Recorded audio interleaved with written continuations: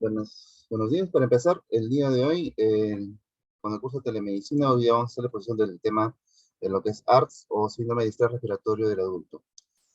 Soy Ryan Pablo Irene Zaballas, médico residente del Servicio de Emergencias del Hospital Central de la Policía Nacional del Perú. Muy bien. Entonces, el ARDS. Nosotros vamos a definir el ARDS como un síndrome de inflamación y un aumento de la permeabilidad de la membrana alveolar capilar que se va a asociar a muchos un cuadro clínico florido, ¿no? Tanto clínico, radiológico y a nivel fisiológico, que normalmente no se pueden explicar solamente por el aumento de la presión capilar. Ahora, el cuadro clínico normalmente está dado por un cuadro de disnea intensa, un de inicio rápido, y además también un cuadro de hipoxemia, y se puede hacer también infiltrados alveolares difusos. Por otra parte, vamos a ver que puede ser causado de forma primaria o secundaria, ¿no? ¿Qué cosa quiere decir? Que si la lesión es pulmonar es directa o indirecta. Tiene tratamiento médico o quirúrgico. Ahora, los sinónimos que se les ha dado también a este cuadro a través del tiempo es el síndrome de dificultad respiratoria, síndrome de distrés respiratorio agudo del adulto, síndrome de insuficiencia respiratoria aguda, y antiguamente también como se le conoció como la enfermedad de membrana hialina del adulto. Vamos a ver aquí los factores de riesgo, ¿no? O básicamente las causas, ¿no?, que vamos a encontrar para este tipo de patología. Encontramos dentro de lo que son las lesiones pulmonares, ¿no? Básicamente lo que son las neumonías, ahogamiento, contusión pulmonar, inhalación por tóxicos, broncoaspiración, hemorragia pulmonar, edema de repercusión, post-trasplante, post-embolistomía, ¿no? Y las lesiones pulmonares indirectas, quiere decir las cuales no se han producido en el mismo pulmón, pero que involucran indirectamente, no secundariamente, a la lesión respiratoria, por ejemplo, ¿no? La sepsis, el cuadro de pancreatitis, las quemaduras, los traumatismos graves, las transfusiones múltiples o los politransfundidos, eh, algunos fármacos, por ejemplo, la quimioterapia, la amiodarona, ¿no? En algunos casos también se menciona que hay algunos tratamientos por radiación, ¿no? Los shunts y los edemas post-neumectomía. Para ello, nosotros contamos con unos criterios diagnósticos, ¿no?, que son los criterios diagnósticos de Berlín, quienes plantean que vamos a tener características específicas para poder diagnosticar. Lo vamos a clasificar y diagnosticar según su gravedad. En ese momento hablan de una relación del índice de Kirby, ¿no?, o lo que es la presión arterial, la presión parcial de oxígeno sobre la presión inspirada de oxígeno, en los cuales nos va a catalogar en tres niveles: leve, moderado y severo, ¿no?, según el valor que nosotros obtengamos, ¿no?, que va a ser dentro del leve de 300 a 201, el moderado de 200 a 101, y el severo un PAFI menor o igual a 100. Ahora, ¿qué características más tiene que contar? Tiene que contar que tiene que ser los síntomas agudos, ¿no? Tiene que ser dentro de los 7 primeros días, ¿no?, de haberse iniciado una lesión pulmonar. Radiológicamente también tenemos que ver un infiltrado alveolar bilateral difuso, ¿no?, similar o muy parecido al edema de pulmón, pero no hay cardiomegalia. Eso es muy importante también, y lo vamos a especificar un poco más adelante. No tiene que haber, o tiene que tener ausencia de hipertensión de la aurícula izquierda, ¿no?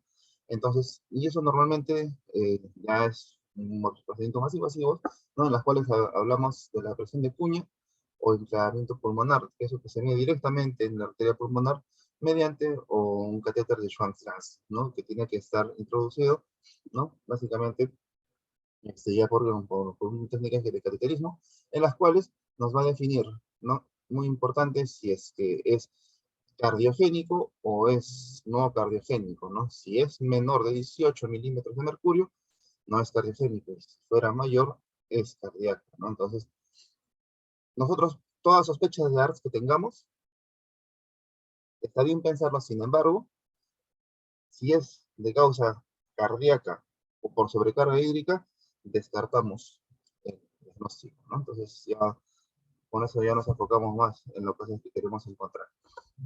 Por otra parte,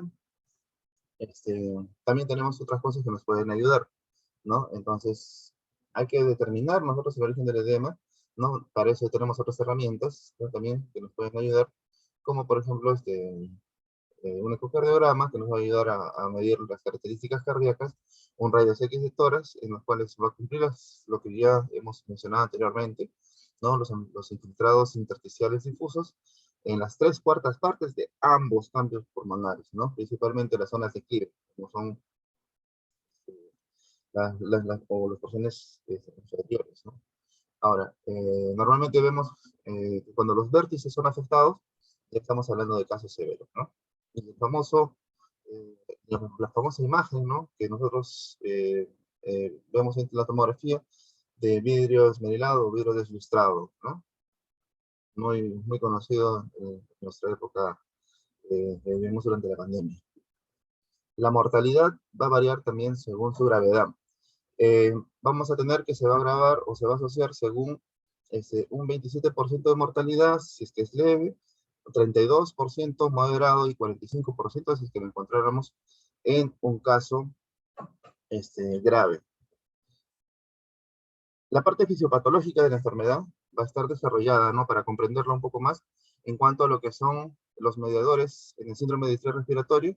Hay mediadores celulares, humorales y las moléculas de adhesión, dentro de los cuales nosotros, si miramos en las diapositivas, vamos a encontrar, dentro de los mediadores celulares, vamos a encontrar la intervención de lo que es los neutrófilos, macrófagos, plaquetas, y tanto así también las células del endotelio y del epitelio.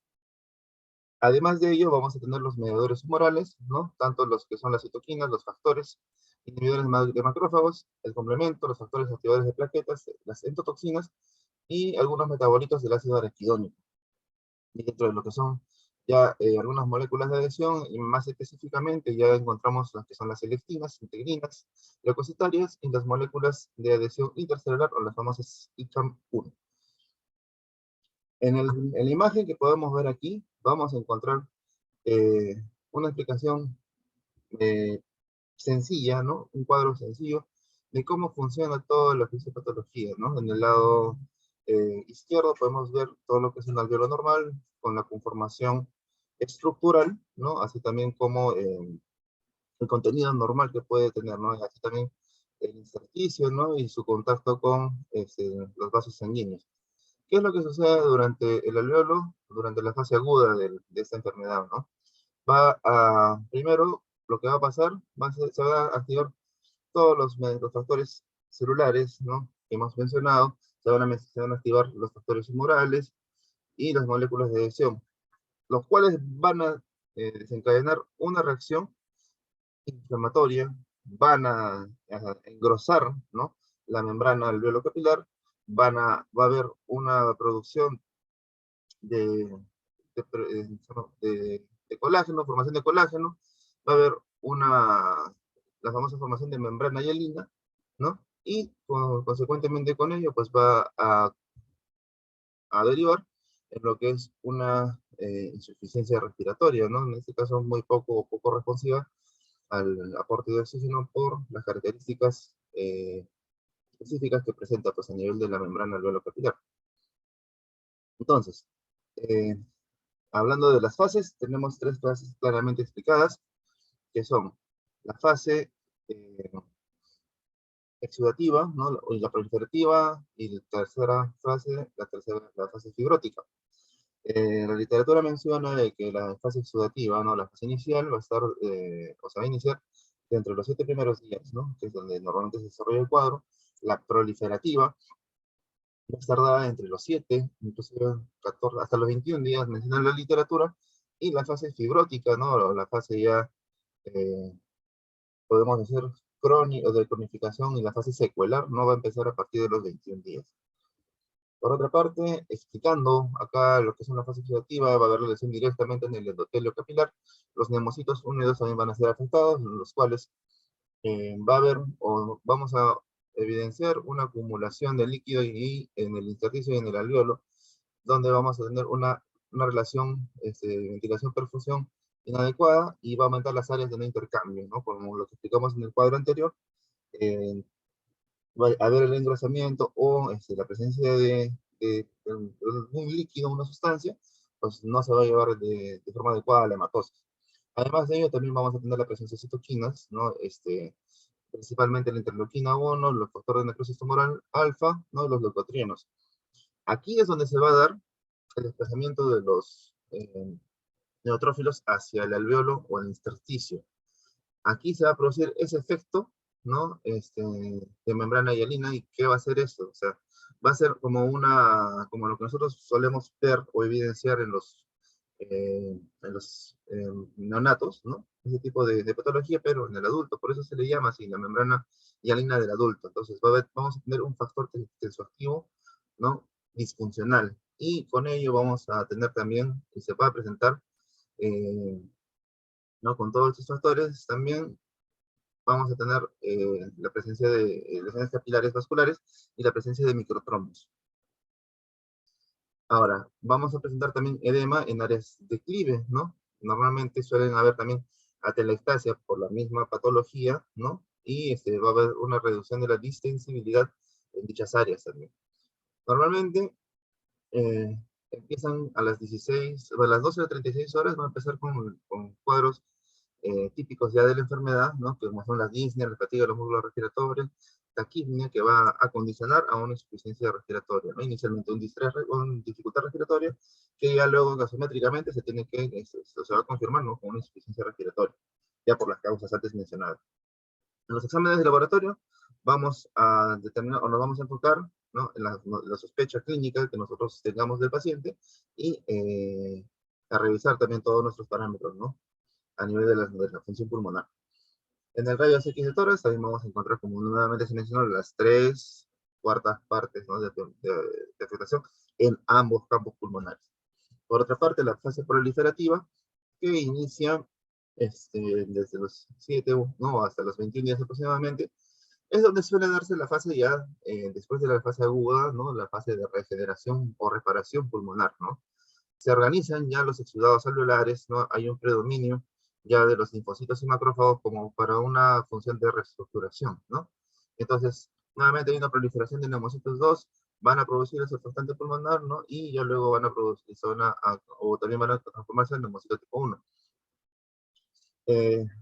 Vamos a tener en este cuadro una recuperación o mejoría clínica, ¿no? Y en el caso de los ARTS severos, ¿no? Entonces, o los ARTS que han sido sometidos a ventilación mecánica invasiva, pues esta es la etapa en la cual nosotros tenemos ya que ir retirando, ¿no? El ventilador mecánico, así lo menciona la literatura.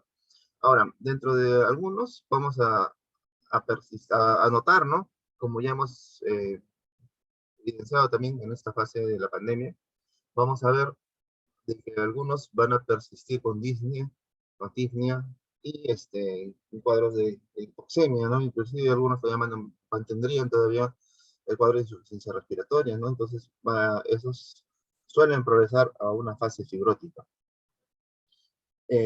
La fase fibrótica ya es donde el edema alveolar e intersticial, que inicialmente se produjo como una reacción inflamatoria, ¿no? al agente agresor, en este caso, al no organizarse o al no poder lograr un equilibrio, ¿no? Entonces, en esta fase, toda la fase exudativa, ¿no? La fase, lo que es la proliferativa, es superior, ¿no? A lo que es la capacidad de respuesta del cuerpo, pasa a una fibrosis, ¿no? Extensa. Entonces, aquí vamos a encontrar también una alteración de la estructura de los acinos, ¿no?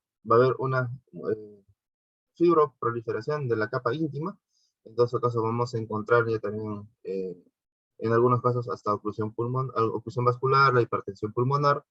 Vamos a encontrar también lo que es el aumento del espacio muerto, ¿no? Porque estas áreas ya no van a ser o no van a tener la función, ¿no? Para hacer hematosis. Y por lo tanto también vamos a encontrar una menor distensibilidad, ¿no? Normalmente van a continuar esos pacientes con soporte oxigenatorio y se asocia mucho este cuadro a la mortalidad, ¿no?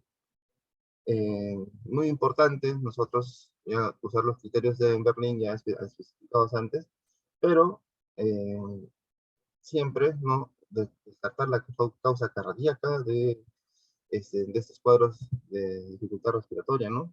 para enfocarnos en que sea un cuadro ARTS, ¿no? Entonces, si es que es posible, ¿no? Porque en algunos casos ya vienen pacientes disfuncionales severos, ¿no? Pero si fuera posible hacer una buena anamnesis, que normalmente es la que nos da el 70% casi del diagnóstico, eh, la clínica, muy importante, ¿no? Para nosotros, ya evidenciar mucho, ¿no? Todo lo que es, en lo que está en relación a una dificultad respiratoria, podemos encontrar también tos o hemoptisis, ¿no? Y fiebre a veces inconsistentes, y normalmente no hay relación, un cuadro rápidamente progresivo, ¿no? Como hemos dicho, de cero, desde los 7 primeros días de instaurado, evoluciona muy, muy torpidamente, y la parte de laboratorio, pues lo que hemos visto, ¿no? Los niveles de hipoxemia, una lesión gradiente alveolo arterial elevado, ¿no? Dando una lesión, una afectación a nivel pulmonar, normalmente inicialmente como alcalosis respiratoria, una acidosis respiratoria, que eso ya es un signo ominoso ya de mal pronóstico para nuestros pacientes, y según la causa también podemos encontrar una acidosis metabólica. Los laboratorios enfocados básicamente en lo que es descarte, ¿no? De las causas cardíacas, y también evidenciar cómo se encuentran, pues, ¿no? Algunos indicadores en relación a las probables complicaciones, ¿no? Eso es lo que se está indicando también dentro de la parte del diagnóstico. Las imágenes, bueno, puede ser un rayo X de tórax, ¿no? O una tomografía, ¿no? Sin embargo, también, como se mencionó, podemos encontrar el ecocardiograma, una tomografía, ¿no? Dentro de lo que son la microbiología, ¿no? Y la broncoscopía, se puede hacer también, pero normalmente ya son tratamientos, o mejor dicho, métodos diagnósticos que se podrían utilizar, ¿no? Si es que se encontrara, pero los principales son los que hemos evidenciado aquí, ¿no? Básicamente para descartar, ¿no? Lo que nos interesa, que es la lesión, que no sea una causa cardíaca. Unas imágenes que podemos evidenciar dentro de lo que son un patrón ARTS, ¿no? Un distrés respiratorio del adulto. Por ejemplo, en el lado derecho pues, vemos una placa radiográfica donde se ve un infiltrado parenquimal bilateral, ¿no? Más de las 3/4 partes, ¿no? Y en el lado derecho se ve, ¿no? Pues también un corte en una tomografía parcial computarizada acerca de lo que son también un cuadro de ARTS, ¿no? Post una infección por neumonía. Igual, ¿no? Las características de las 3/4 partes, ¿no? No evidencia cardiomegalia, ¿no? Y que nos orientan a que el cuadro es, pues, ahora, tenemos que hacer la causa subyacente como tratamiento, ¿no? Y gestión de esta enfermedad. Eh, La ventilación mecánica ayuda al intercambio de gases, es muy importante, ¿no? Este, mientras la enfermedad resuelve, ¿no?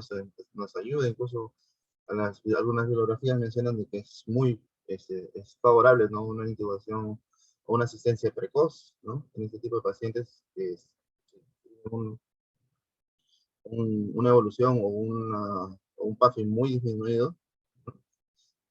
Ahora, el tema de lo que es el barotrauma y la toxicidad por oxígeno, que también puede provocarse por la ventilación mecánica, siempre hay que controlarlo, ¿no? Bajo parámetros específicos, ¿no? En lo que ya es manejo ya básicamente hospitalario, pero siempre es bueno conocerlo, ¿no? Ahora, nos hablan de lo que es el peso predicho para trabajar en lo que es la cantidad de volumen, entidad que vamos a ofrecer al paciente, ¿no? Que va a determinar según lo que es hombre o es mujer, ¿no? Con la fórmula que evidenciamos arriba, que es 50 más 0.95 por la calle en centímetros, menos 152.4 para mujeres, y las mismas fórmulas, sin embargo, en vez de 50, 45.5 para mujeres. Ahora, el protocolo, nosotros de manejo inicial de este tipo de enfermedades, es el ARTSNET, ¿no? Que ese es un estudio específico para lo que es el tratamiento de ARTS, ¿no?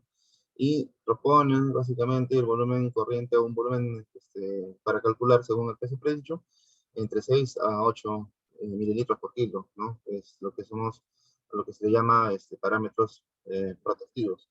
Ahora, la frecuencia también tiene o sugiere que no debería ser más de 35, y el volumen tidal se tiene que ajustar con el objetivo de mantener un pH entre parámetros entre 7.3 y 7.45, que es lo que menciona. Y una presión de Z menor a 30 milímetros de agua. Igual, ¿no? Los parámetros de protección o para mantener la presión parcial de oxígeno entre 55 y 80, ¿no? El decúbito o la pronación temprana durante más de 12 horas al día después del inicio de la enfermedad es, es muy, muy favorable también que se ha visto, hay estudios, ¿no? En los que se ha evidenciado esto, ¿no? Por un tema de fisiología, entonces se puede eh, profundizar más adelante, ¿no? En otra capacitación. Ahora, dentro de lo que es eh, también el manejo del PIB, ¿no? A nivel de ventilador para conocimiento, normalmente eso nos ayuda a hacer o a mejorar las maniobras de reclutamiento. En algunos casos, los PIB más altos nos puede ayudar más, ¿no? En algunas personas con ART severo o grave, ¿no? Pero, sin embargo, normalmente el PIB es muy controversial, ¿no? En cuanto a su uso también, o sea, un aumento de sus valores también se asocia a un retorno venoso disminuido y probablemente pues una hipotensión también, ¿no? Entonces, pero de todas maneras el tema de ventilación es muy importante, ¿no? En nuestros pacientes y conocerlos, al menos para poder identificar, ¿no? Y saber qué es lo que procede con estos pacientes, ¿no? Ahora, el manejo de líquidos refieren que es un manejo conservador, ¿no? También para parte del tratamiento, es necesario la asistencia o si es que de ventilación mecánica o una atención por cuidados intensivos en el caso que se pudiera. Una alimentación, una asistencia dietética también, una profilaxis, ¿no? Para el tromboembolismo venoso, ya como hemos escuchado, que es parte, ¿no? De la fisiopatología de la enfermedad también, ¿no? Y lo que también en casos de pacientes muy, muy graves, ya incluso la literatura sugiere ya el tratamiento con lo que es el ECMO, ¿no? La circulación extracorpórea. La terapia farmacológica, ahora, el tratamiento mejora, o sea, hay unas teorías donde menciona que el besilato de cisatracurio mejora la mortalidad en este tipo de pacientes, sin embargo, también hay evidencia también de que la vitamina D también es favorable, ¿no? Pero es controversial debido a que recién hay estudios donde menciona de que su déficit de vitamina D se asocia, ¿no? A patologías pulmonares recientes. Eso está eh, para poder investigarlo más todavía, ¿no? Sin embargo, hoy sí se encuentran estudios acerca del uso de la vitamina D. Ahora, los corticosteroides que hemos visto también ahora en la reciente pandemia, eh, ha habido, ¿no? Casos de éxito, ¿no? Como anteriormente, antes del COVID, ¿no? Sin embargo, en el COVID, pues sí, se definió que sí podría ayudar con el proceso inflamatorio, ¿no? Ahora, mm, vamos a ver, entonces esta es la bibliografía que se ha revisado para lo que es esta exposición, ¿no? Y el ARTS, nuevamente siendo un resumen, es una patología muy importante para conocimiento, ¿no? Identificarlo es también primordial, ¿no? Y también conocer, ¿no? La evolución de los pacientes, ¿no? Y es muy importante conocer esto para poder eh, informar, ¿no? Y también llevar a cabo una buena relación médico-paciente o con los familiares, ¿no? En el caso de que se pueda tener esa opción de conversar con los familiares, ¿no? Entonces, esta es la terminación de esta exposición por el momento y se agradece su atención. Gracias.